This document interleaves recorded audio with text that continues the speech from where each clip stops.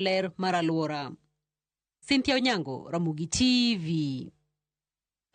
Tan migao mar arita kwe Kipchumba Murkomen Ramoni mane en jalujatan piny Kenya Rigathi Gachagua nyaka koro ndik dhoge ka okwach kich kaluwore kod weche mar Rigathi ogole dhoge ka nitiere piny mar Amerika.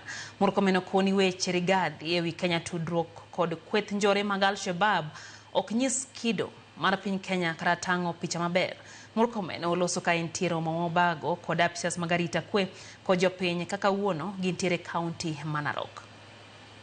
Since he has information, you can see liars. You know, this pathological liar, you can see through his lies. 1 minute he is saying that he has information that is relevant to dealing with Al-Shabaab and people who are doing business and collaborating with the enemy. In the other minute, when he's told to put that information in a proper record, he starts running away that he's not going to record that information. That means that's just lies and sound bites for social media and for purpose of inciting the public and disparaging the nation. If he is a man enough and he is a person of integrity, he should put his allegations in writing, you know, together with the evidence that he has, the people who are in the meeting that he is alleging that the meeting, the businesses that those people bring, the collaborators.